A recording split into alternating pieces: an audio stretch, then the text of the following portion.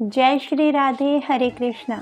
आज हम बात करेंगे खिचड़ी महोत्सव के बारे में।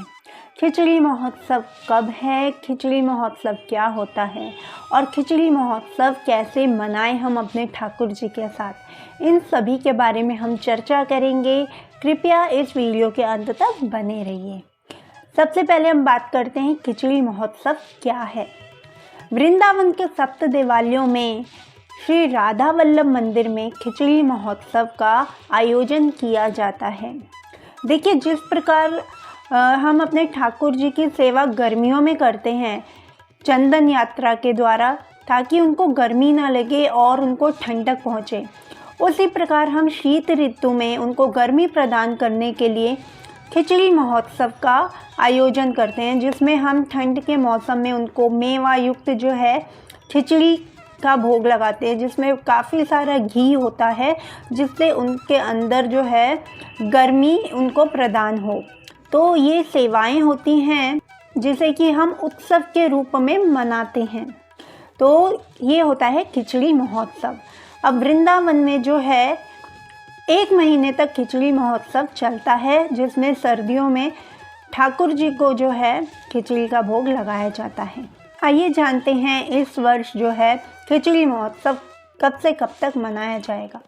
देखिए, जो खिचड़ी महोत्सव है ये पौष मास के शुक्ल पक्ष की जो है द्वितीया तब से शुरू होता है और वसंत पंचमी तक चलता है। ये पूरे 1 महीने का उत्सव मनाया जाता है, जिसमें हम ठाकुर जी को तरह तरह के जो है खिचड़ी बनाकर उनको भोग लगाते हैं। और खिचड़ी में काफ़ी गरम मसाले जो है ऐड किए जाते हैं, जैसे कि मेवे हो गए, जावित्री हो गई, अदरक हो गया, ये सब जो है जायफल हो गया, ये सब चीज़ें जो गरम पदार्थ हैं खिचड़ी में मिलाए जाते हैं और ठाकुर जी को भोग लगाया जाता है।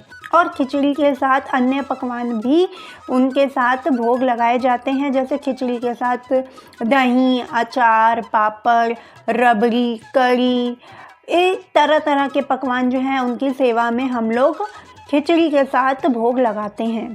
तो इस वर्ष जो है 13 जनवरी 2024 से खिचड़ी महोत्सव शुरू होगा। कई जगह 26 तारीख तक ये उत्सव समापन हो जाएगा, पौष पूर्णिमा तक, और कई जगह बसंत पंचमी तक भी ये उत्सव चलेगा। तो पूरा 1 महीना जो ये उत्सव है वो चलेगा। अब देखिए, इसके बाद बात करते हैं कि हम घर में ठाकुर जी के साथ ये उत्सव कैसे मनाएं।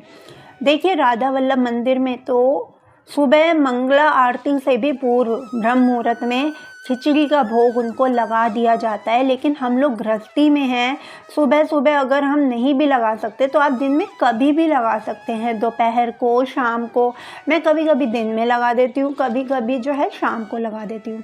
अब बात करते हैं हम कौन कौन सी खिचड़ियों का भोग लगा सकते हैं। देखिए, आप रोज़ तरह तरह की खिचड़ियों का भोग लगा सकते हैं। कभी दाल वाली खिचड़ी, कभी पंचमेवा वाली खिचड़ी। अब जैसे एकादशी में साबूदाना की खिचड़ी आप भोग लगा सकते हैं। इसके बाद आप बाजरे की खिचड़ी का भोग लगा सकते हैं। मीठे जो गुड़ वाले चावल होते हैं उनका भोग लगा सकते हैं। बसंत पंचमी पे मीठे जो पीले केसर वाले चावल होते हैं उनका भोग भी लगा सकते हैं। मिक्स्ड वेज जो खिचड़ी होती है वो वाला भोग भी लगा सकते हैं। ये सब आपके ऊपर। और खिचड़ी के साथ आप तरह तरह के पकवान भी आप उनको रोज़ भोग लगा सकते हैं। अब देखिए, यदि आप रोज़ भोग नहीं भी लगा पाएँ तो कोई बात नहीं, आप पहले दिन और आखिरी दिन भोग लगा दीजिए। और जैसे विशेष त्यौहार होते हैं या फिर जिस दिन ज़्यादा ठंड होती है ना, आप उस दिन भोग लगा दीजिए। बांके बिहारी जी को मकर संक्रांति के दिन खिचड़ी का भोग लगाया जाता है। तो मकर संक्रांति वाले दिन तो वैसे भी खिचड़ी जो है सभी के घरों में बनाई भी जाती है और दान भी की जाती है।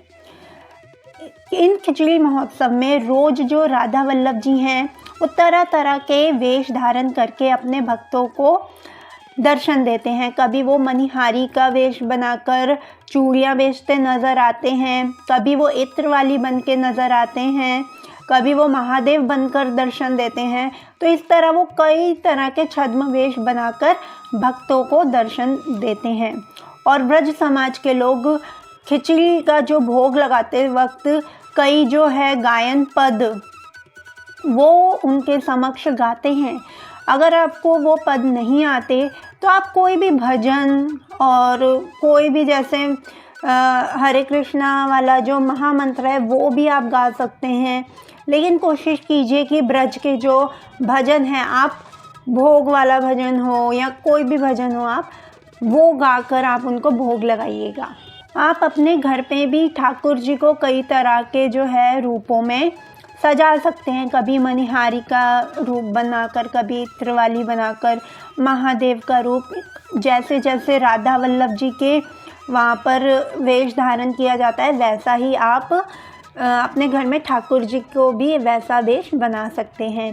हो सके तो वृंदावन जाइए, वहाँ पे राधा वल्लभ जी के दर्शन कीजिए और वहाँ पर खिचड़ी महोत्सव का जो है आनंद उठाइए। तो आशा करती हूँ इस वीडियो के माध्यम से आपको संपूर्ण जानकारी मिली होगी। और 13 जनवरी 2024 से लेकर आप बसंत पंचमी तक कभी भी खिचड़ी का भोग लगा सकते हैं।